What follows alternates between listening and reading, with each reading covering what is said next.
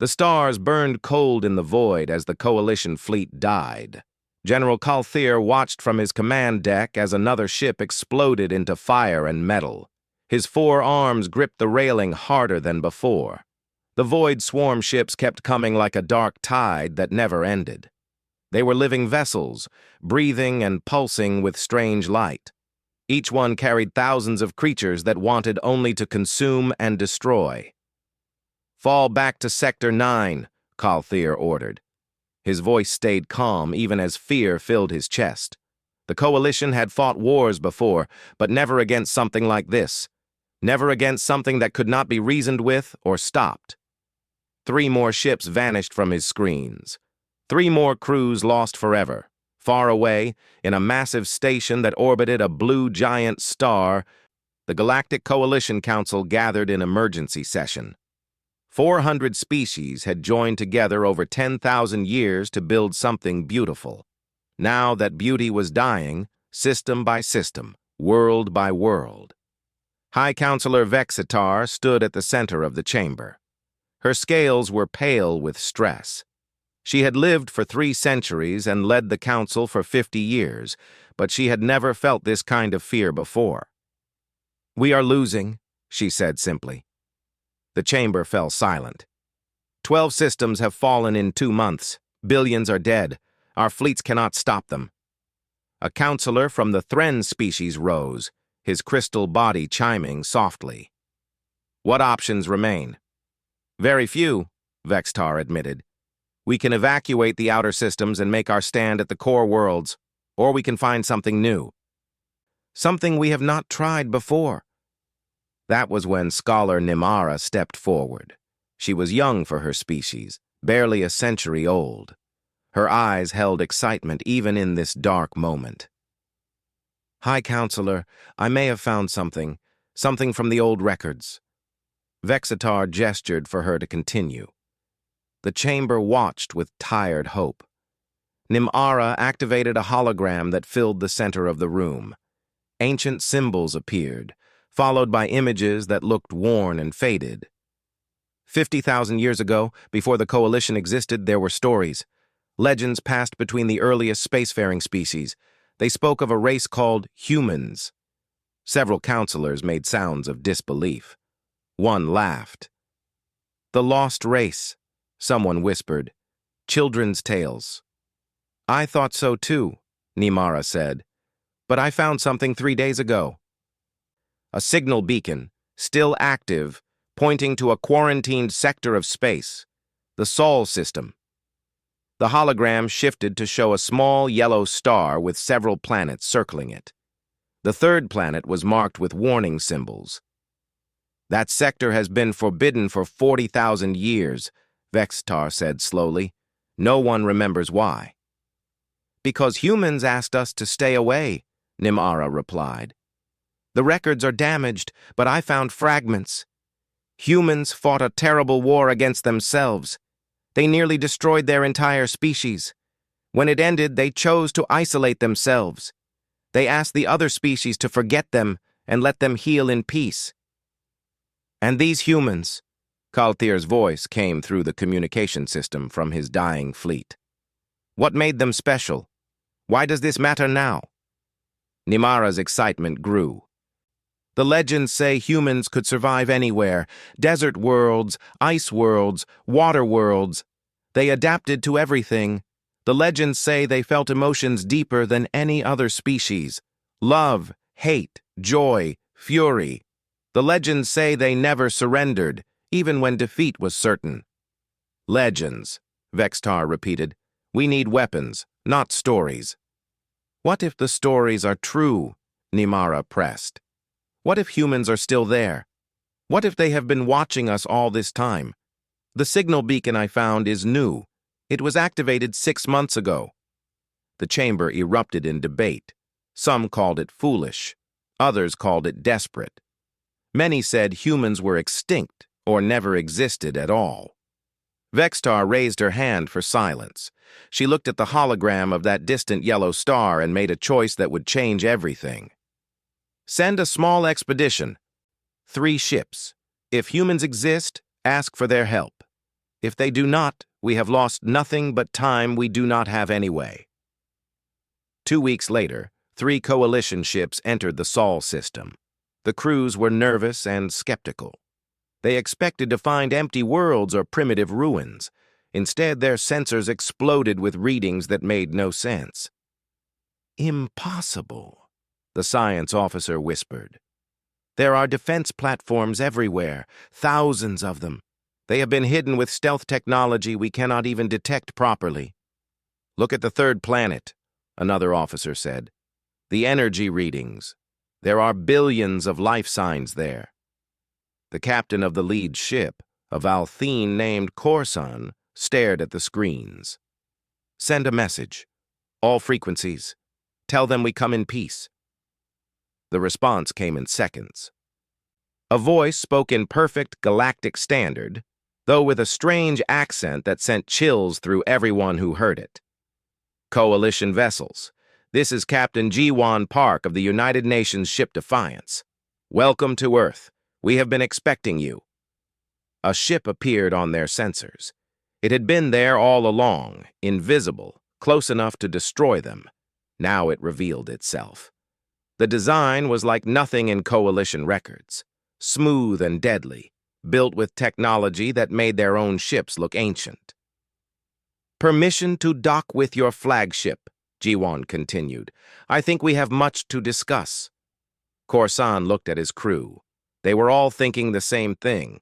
The legends were real. Humans existed. "Permission granted, Captain Park," Corson said, trying to keep his voice steady. "We seek aid." "Our species are dying." There was a pause. When Ji-won spoke again, something in her voice had changed, something hard and certain. "Then we will help you. Humanity remembers what it means to face extinction. We will not let others suffer when we have the power to act." As the human ship moved closer, as the crew of the Defiance prepared to board the Coalition vessel, Corson realized something important. The galaxy had spent 50,000 years believing humans were myths, legends told to children, stories that meant nothing. But now those myths were real. Now those legends had names and faces and ships that could hide from any censor. Now those stories were standing up and saying they would fight. The question that terrified and thrilled Corson was simple. If the legends about human existence were true, what about the other legends? What about the stories of human fury and determination? What about the tales of a species that never gave up, no matter how bad things became? He was about to find out. The humans were coming. Captain Ji-won Park stepped through the airlock and into a room full of aliens who could not stop staring. She was smaller than most of them. Her skin was smooth and tan, her hair dark and pulled back. She wore a simple uniform of dark blue with silver markings. Behind her came 2 others. Dr. Yuna Kim carried a datapad and smiled warmly. Ambassador Minho Choi walked with quiet dignity, his eyes taking in everything. "I am Captain Ji-won Park," she said in their language. "This is Dr. Yuna Kim, our language specialist, and Ambassador Minho Choi, who speaks for Earth." Corson stepped forward slowly.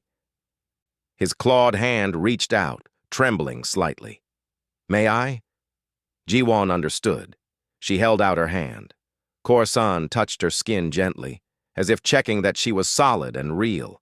His scales shifted color with emotion. "You exist," he whispered. "Humans are real." "We are real," Ji-won confirmed. "We have always been real. We just chose to be quiet for a long time." The Coalition crew led them to a conference room. As they walked, alien eyes followed them everywhere. Some aliens reached out to touch them as they passed, needing physical proof. In the conference room, a holographic image showed the war. It showed the void swarm consuming worlds. It showed billions of refugees fleeing. It showed fleets being destroyed. "This is what we face," Corson explained. "They came from beyond our galaxy 6 months ago. We do not know what they want except to consume everything living. We have tried communication. We have tried weapons. Nothing stops them for long." Minho watched the images with dark eyes. How many have died? 15 billion at last count, Corson said quietly. Maybe more now. The room fell silent. Yuna closed her eyes. Jiwan's jaw tightened. Minho looked down at his hands. We came to ask for help, Corson continued. Scholar Nimara found records saying humans were warriors, survivors. We are desperate, Captain Park. We are losing. Minho spoke for the first time. You should know our history before you ask this, before you welcome us. He activated his own datapad. Images appeared. Human cities in flames, weapons of terrible power destroying entire continents, billions of humans dead at human hands. 5,000 years ago, we nearly destroyed ourselves, Minho said. His voice carried pain that had never quite healed. We fought over resources, over beliefs, over land. We built weapons that could crack planets. We used them on each other. When the war finally ended, only 3 billion of us remained. Our world was poisoned. Our moon was scarred with craters. The aliens listened in horror and fascination. We made a choice then, Minho continued. We would hide. We would rebuild. We would learn to be better than what we had been. We asked the other species to quarantine our system and forget us. We needed time to heal, time to change. And did you? Corson asked. Did you change? We try every day, Jiwan answered. We are not perfect. We still argue and disagree, but we do not destroy each other anymore. We learned that our strength is not in weapons, but in standing together. Yuna stepped forward. We have been watching you for 300 years. We built stealth satellites and listened to your broadcasts. We learned all your languages. We studied your cultures. We saw the coalition grow and prosper. We saw species working together in ways we never could. You were jealous, Corson guessed. We were hopeful, Yuna corrected. You proved that different species could unite. You gave us something to aspire to. Then why stay hidden? Another coalition officer asked. Why not join us? Fear, Minho admitted simply. Fear that we would bring our violence with us. Fear that we would ruin what you had built. Fear that we had not changed enough. He looked at the images of the void swarm destroying worlds. But we cannot hide anymore, Minho said. Not when innocents are dying. Not when we have the power to help. Yes, we will fight with you. Yes, Earth will send ships and soldiers, but you must understand what you are asking. You are asking us to become warriors again. You are asking us to remember skills we tried to forget. We are asking you to save us, Corson said quietly. Jiwan smiled, and there was something fierce in it. Then we will. Give us 1 week to mobilize our forces. Tell your General Kalthir that help is coming. The meeting ended. As the humans prepared to return to Earth, Corson pulled Jiwan aside. The legends spoke of human emotions. They said you feel things more deeply than other species. It is true, Jiwan said. We love fiercely. We grieve deeply. We hope desperately. It is both our weakness and our strength. Which is it now? Jiwan looked at the stars beyond the viewport. Both. We grieve for those who have died. We hope we can save those who remain. And we love the idea that species can stand together against the darkness. 6 days later, Admiral Junho Lee stood on the bridge of the battleship Unity. Around him, 200 human warships prepared for battle. Each ship carried weapons that had not been fired in anger for thousands of years. Each crew had trained for a war they hoped would never come. All ships report ready, his officer said. Junho looked at the fleet. He was old enough to remember the stories his grandmother told. Stories of the last war. Stories of what humans could do when they stopped holding back. Activate quantum slip drives, he ordered. Take us to the Kryn system. Let's show the galaxy that humans keep their promises. The fleet vanished, space folding around them, carrying them across light years in heartbeats. In the Kryn system, General Calthier made his stand. His fleet was down to 70 ships. The Void Swarm had 300. He knew he would die here. He had accepted it. He only hoped to buy enough time for civilians to evacuate. Then his sensors officer screamed in surprise. "Sir, quantum signatures! 200 of them!" Space tore open. Human ships emerged like predators stepping out of shadows. They were different sizes and shapes, but all shared that same smooth, deadly design. A message came through. "General Calthier, this is Admiral Junho Lee of the Earth Defense Force. Sorry we're late. Let's even these odds." The Void Swarm ships immediately changed course, rushing toward the new arrivals. Calthier wanted to warn them, to tell them to run, but the words died in his throat.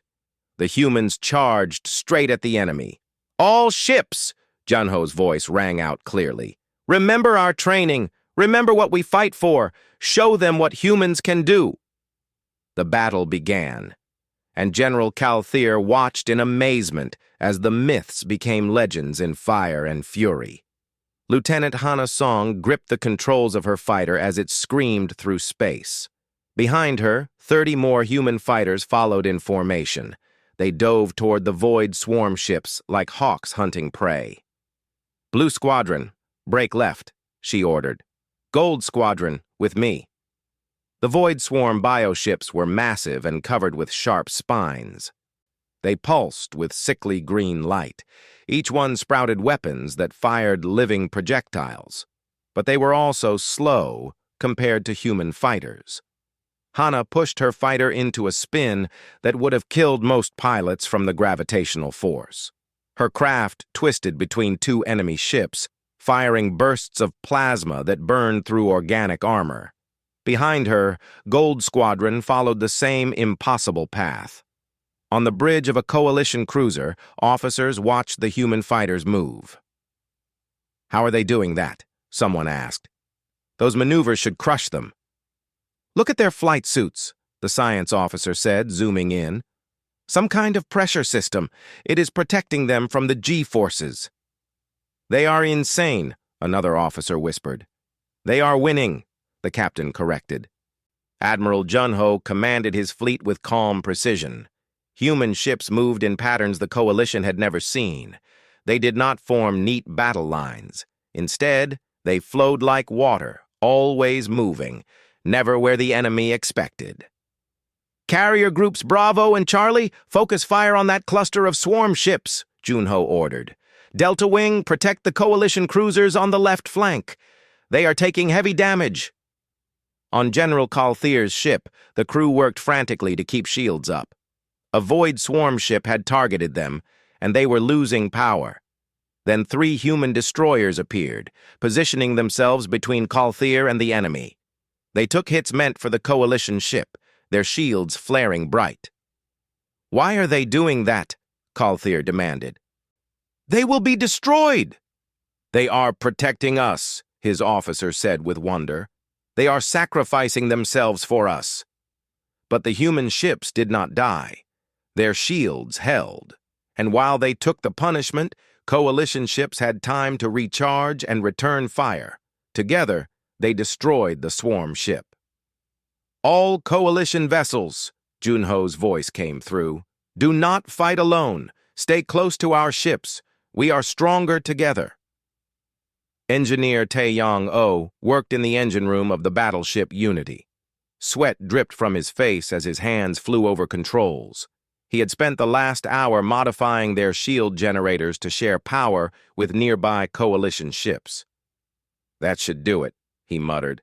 "Captain, try sharing shields with the Valthene cruiser on our right." The shields extended, wrapping around both ships. The coalition crew gasped as their power readings tripled. "How did you do that?"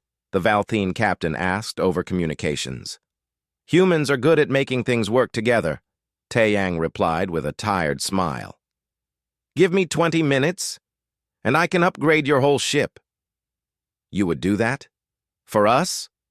"We are on the same side now," Taeyang said. "Your survival is our survival." On the ground of a nearby moon, Sergeant Doyen Kang led his Marines in defending an evacuation point. Void Swarm ground forces had landed. They were insect-like creatures the size of dogs, with razor claws and acid spit. "Hold the line!" Doyen shouted. His rifle fired in controlled bursts. Next to him, coalition soldiers from 3 different species fought desperately. A Thren soldier fell, his crystal body cracked. Doyen grabbed him and dragged him back behind cover. "Stay down!" Doyen ordered. He tossed a grenade that exploded among the swarm creatures. "We are not losing anyone today!" A young coalition soldier looked at him with fear. "There are too many." "There are always too many," Doyen replied. He reloaded his rifle. "But they have to get through us to reach those civilians, so we make them pay for every meter." He stood up and fired again. The other soldiers, seeing his courage, stood with him. They fought harder because a human showed them that fear could be beaten with determination. In the medical bay of a coalition hospital ship, Dr. Sora Han worked without stopping. The injured kept coming, aliens with wounds she had never seen before, bodies that worked differently than human bodies. "I need information on Valthene anatomy," she called out. Her hands were already inside a patient's chest, trying to stop bleeding. "We sent the data," a coalition doctor replied. "But it will take time to translate." "We do not have time," Sora said. She looked at the readings, at the patient's fading life signs. Then she made a choice based on instinct and hope. She sealed the wound with a technique used on humans, praying it would work. The patient's signs stabilized. The coalition doctors stared. "You just guessed," one of them said. "I made an educated guess," Sora corrected. "Sometimes you have to act even when you are not certain. The patient does not have the luxury of us being careful." She moved to the next patient, and the next, and the next. She saved 12 aliens that day using techniques that should not have worked but did because she refused to give up on any of them. The battle lasted 6 hours. When it finally ended, the Void Swarm retreated. It was the first time they had ever retreated from any fight. General Calthier looked at the casualty reports. The Coalition had lost 8 ships. The humans had lost 5. Together, they had destroyed 90 Void Swarm vessels. "It should not be possible," he whispered. "We were outnumbered. We should have died." "But we did not," his officer said. "Because of them." Admiral Junho requested permission to dock. When he came aboard Calthier's ship, the general met him personally.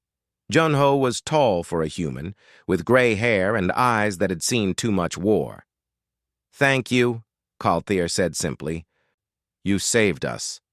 "We saved each other," Junho corrected. "Your ships fought bravely. Your crews did not break even when things looked hopeless. Why did you charge directly at them? Why did you not use safer tactics?" Junho smiled, and it was a sad smile. "Because sometimes the bold move is the safest move. The swarm expected us to be cautious. They expected us to be afraid. We showed them something they have never seen before, people who are more stubborn than they are." That night, the combined fleet celebrated their victory. Humans and aliens shared food and stories. They learned each other's names. They mourned together for the fallen. Lieutenant Hana sat with a group of coalition pilots. They asked her how she learned to fly like that. "Practice," she said, "and maybe a little bit of craziness. My instructor used to say that human pilots do not respect physics enough. We figure the rules are more like suggestions." The alien pilots laughed. Then one asked seriously, "Were you scared?" "Terrified," Hana admitted. "Every second. But fear does not have to stop you. It can make you sharper if you use it right." Sergeant Doyen found the young coalition soldier from the battle. The soldier's name was Krev, and he was barely past adolescence for his species. "You fought well," Doyen told him. "I wanted to run," Krev admitted. "We all did," Doyen said. "That is the secret. Courage is not the absence of fear. Courage is being afraid and fighting anyway. Dr. Sora sat alone for a moment, exhausted. Ambassador Minho found her. "You saved many lives today," he said. "Not enough," Sora replied.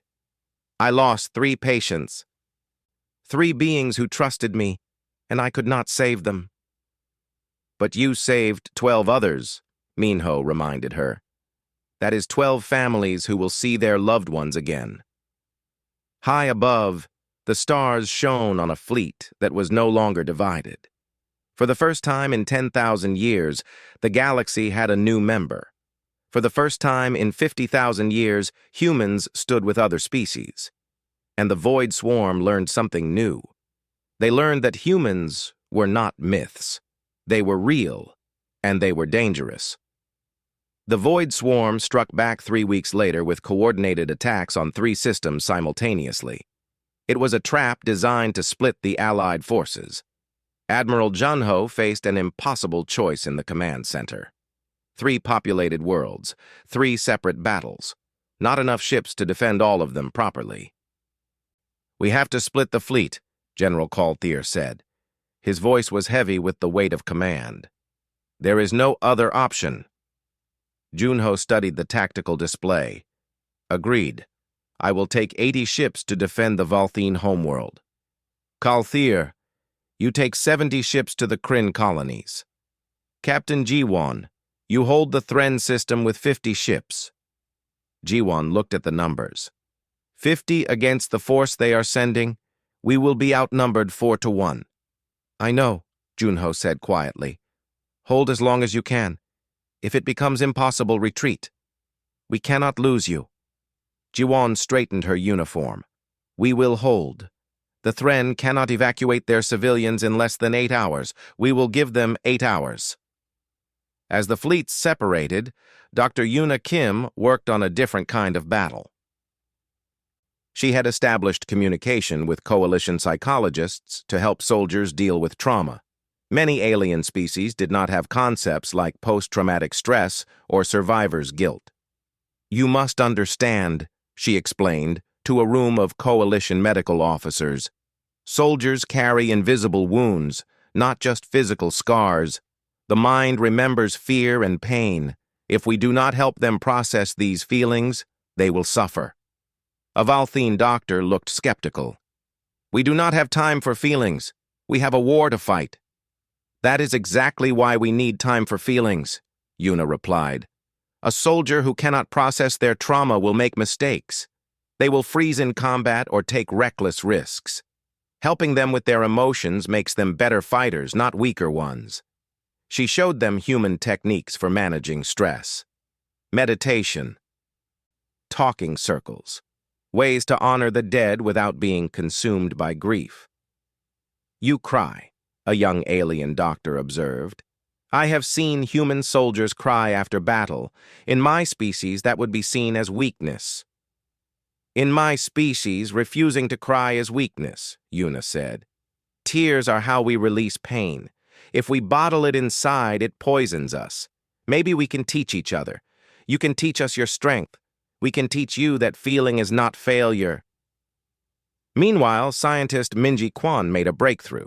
She had been studying captured Void Swarm biomatter for weeks. Now she stood before Admiral Junho with data that could change everything.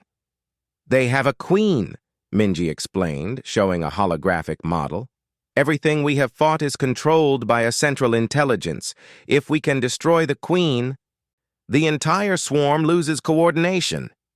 "Where is this queen?" Junho asked. "The Abyss Nebula," Minji said. "It is a region of space so dense with radiation and debris that sensors do not work properly. No ship has ever returned from there." "Then that is where we must go." At the Thren system, Captain Jiwon watched the Void Swarm fleet approach. 400 enemy ships against her 50. The math was brutal and clear. "All ships, diamond formation," she ordered. "Make them come through us to reach the planet. Every second we buy is another life saved." Her first officer, a human named Quan, looked at her. "We might not survive this." "I know," Jiwon said. But they will remember we stood here. They will remember we did not run. The battle was vicious. Human ships darted and weaved, using every trick they knew. They were faster, smarter, better trained. But numbers mattered. Slowly, inevitably, they were pushed back. On the planet below, Corporal Jaewon Lim helped evacuate civilians. He was young, barely 21 years old. He had joined the service to see the stars, not to fight a war. An explosion rocked the spaceport. Void swarm ground forces had broken through the perimeter. Jaewon saw civilians running in panic. Among them, a small Thren child had fallen and was crying. "Go!" Jaewon shouted at his squad. "Get to the transport!" He ran toward the child instead. The little one looked up at him with fear. Jaewon's face was strange and alien to him. "It is okay," Jaewon said softly. He scooped the child up in his arms. "I have got you." He ran. Behind him, swarm creatures screeched and pursued. Jaewon's legs burned. His lungs screamed. But he did not stop. He reached the transport just as it was lifting off. Hands pulled him and the child inside. The child's parent rushed forward, taking the little one from Jaewon's arms. They spoke in their language, words Jaewon did not fully understand, but he understood the meaning. "Thank you. Thank you." Jaewon collapsed against the wall, shaking. He had almost died. But the child was safe. That was what mattered.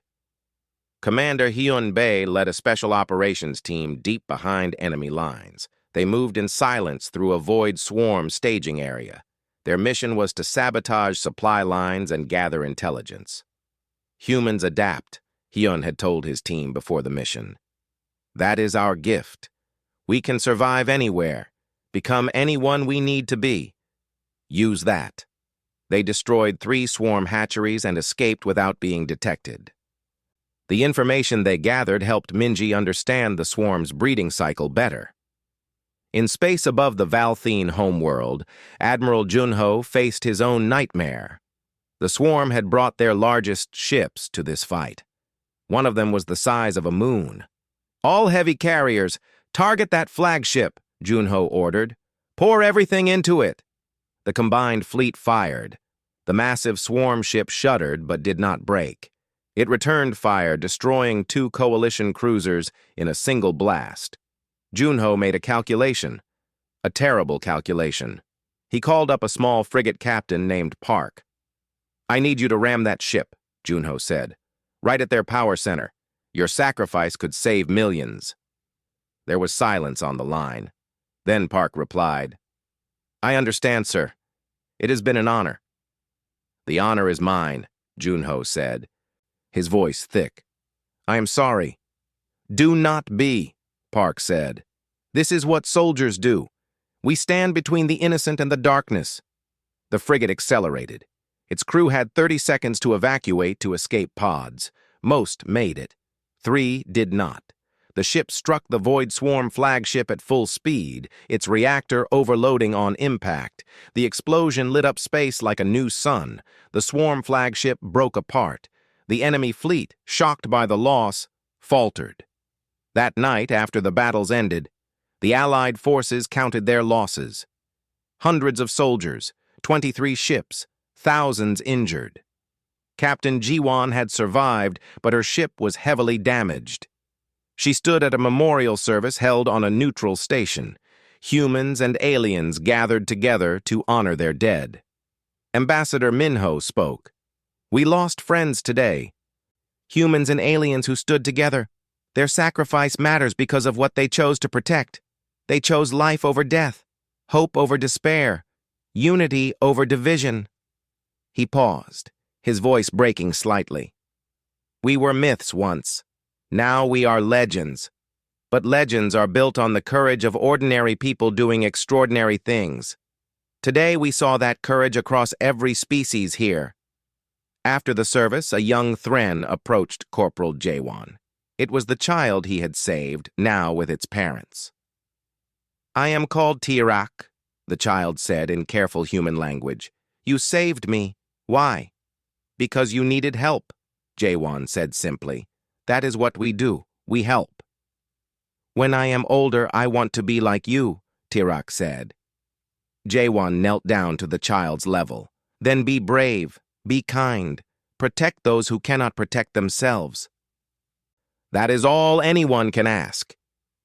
In her laboratory, Minji finalized her report. She had found the Queen's location. She had found the weakness in the swarm. Now they needed a plan to reach her. Admiral Junho read the report with General Kaltir. They both knew what it meant. "A suicide mission," Kaltir said. "Maybe," Junho replied. "But if we do nothing, billions more will die. If there is even a chance to end this war, we must take it." "You humans," Kaltir said with something like admiration, "you always choose the hardest path." "We choose the path that leads to victory," Junho corrected. "No matter the cost." They began planning the impossible. A strike deep into the Abyss Nebula. A mission to kill a queen. A gamble with the fate of the galaxy. The myths had become legends. Now the legends would become heroes. Or they would become martyrs. Either way, they would not stop fighting. The Abyss Nebula swallowed light and hope in equal measure. 200 ships entered its darkness. 50 were human. 150 were coalition vessels from a dozen different species. They all knew the odds of returning were almost zero. "All ships stay close," Admiral Junho commanded from the bridge of his flagship. "Captain Nari, you are our eyes. Guide us through." Captain Nari Shin piloted a small scout ship at the front of the formation. Her sensors were the best humanity had built, but even they struggled in the thick clouds of radiation and debris. "Turn 12 degrees starboard," Nari called out. "There is a debris field ahead that will tear us apart." The fleet turned as one. Behind them, the nebula closed like a mouth, cutting them off from the rest of the galaxy. There was no retreat now, only forward. In the engineering section of the battleship Unity, Taeyang worked frantically to keep the shields stable. The radiation was worse than anything in their simulations. "I can give you 4 hours of maximum shielding," he reported to Junho. "After that, the generators will start failing." "Then we finish this in 4 hours," Junho replied. 3 hours into the journey, they found it. The Swarm Queen's hive ship sat at the center of the nebula like a cancer. It was larger than anything they had ever seen, organic and pulsing, covered in countless smaller ships that fed it and protected it. 10,000 enemy ships, the tactical officer whispered. "We are outnumbered 50 to 1. General Kaltir stood on his bridge, his 4 arms steady. "We knew the odds when we came. We do this for every child like Tirak, for every parent waiting for their loved ones to come home. We do this so the galaxy can live." "All fighters launch," Admiral Junho ordered. "Lieutenant Hana, you know what to do." Hana Song led 300 fighters into the storm. Their mission was simple and insane. Draw away as many enemy ships as possible while the main force pushed through to the Queen. "Remember your training," Hana shouted over the communications. "Make them chase you. Make them angry. Buy time for the others." The fighters danced through space, firing and weaving. The void swarm ships pursued like a swarm of angry wasps. Thousands of them broke away from the hive to chase down the tiny human and alien fighters. It was working. It was also suicide. "Hana, you need to pull back," someone called. "There are too many." "Not yet," Hana replied. Her hands flew over the controls, spinning her fighter through impossible angles. "Not until every last ship is clear to hit that Queen." Meanwhile, Sergeant Doyun Kang and his Marines prepared to board the hive ship itself. Their transport craft punched through the organic hull, and they poured into the corridors beyond. The interior was a nightmare of pulsing flesh and strange lights. Swarm creatures attacked immediately. The Marines fought in tight formations, humans and aliens covering each other. "Keep moving," Doyun shouted. "Minji, where is the neural center?" Scientist Minji Kwan checked her scanner. 300 meters ahead and down. That is where the Queen's consciousness is focused. They pushed forward, leaving a trail of dead swarm creatures behind them. Every meter cost them. Coalition soldiers fell, human marines fell, but they did not stop. On the bridge of a Coalition cruiser, Dr. Sorahan treated wounded soldiers even as the battle raged around them. The ship shook with impacts, lights flickered, but Sora's hands stayed steady. "You are going to be okay," she told a wounded pilot. "Just breathe. Stay with me." The pilot was Thren, the same species as Little Tirok. Sora worked quickly, using techniques she had learned from treating dozens of different alien biologies. The pilot survived. Deep in the hive ship, Taiyang reached the main power node. He set charges with shaking hands. He knew what this meant. Someone had to stay behind to make sure they detonated at the right moment. "I am staying," he said into his communicator. "No," Admiral Junho replied. "Taiyang, get out of there. Set a timer. The organic interference is too strong. A timer will not work reliably," Taiyang explained. He smiled even though no one could see him. "Besides, someone has to make sure this works. I volunteer." "Taiyang," Junho's voice broke. "That is an order." "Sorry, Admiral. I am too busy to follow orders right now." Sergeant Doyen and his remaining Marines reached the neural center. In the middle of the chamber, the Queen waited. She was enormous, her consciousness filling the space with pressure that made their heads ache. The Queen spoke, not with sound, but with thoughts that invaded their minds. She tried to control them, to make them stop, to turn them into her servants. The alien Marines struggled. Some fell to their knees, fighting the mental invasion. But the humans stood firm. Something in human minds resisted. Perhaps it was their stubborn nature. Perhaps it was their ability to hope even in hopeless situations. Perhaps it was simply that they had spent thousands of years learning to resist their own worst impulses. "You cannot break us," Doyen said. He raised his weapon. "We are human. We do not surrender." They fired. The Queen screamed, a sound that shattered glass and made the ship shudder. Scientist Minji activated a device that disrupted the Queen's neural network. All across the nebula, void swarm ships began to lose coordination. "Taiyang now!" Doyen shouted. Far below, Taiyang pressed the detonator. The charges exploded, tearing through the hive ship's power system. He had seconds to feel proud of his work before the explosion consumed him. Admiral Junho watched as the hive ship began to break apart. "All ships retreat! Get out of the nebula now!" They ran. The void swarm fleet, without the Queen's guidance, flew in confused circles. Some attacked each other. Some just drifted. Lieutenant Hana led the surviving fighters back to the carriers. She had lost 2/3 of her squadron, but they had bought enough time. Tears streamed down her face as she counted who did not make it back. Captain Jiwan's damaged ship limped home. At one point, her engines failed completely. General Calthier personally flew out in a shuttle to attach a tow line. "I have you," the alien general said. "We do not leave our own behind." "Our own," Jiwan repeated softly. "Yes, that is what we are now." When the fleet emerged from the nebula, they had lost 40 ships. Thousands of soldiers would never see home again. But the void swarm was broken. Without their queen, they were just animals, easily hunted down. The war was over. 1 year later, Ambassador Minho stood in the Galactic Coalition Council chamber. But now he wore the robes of a High Counselor.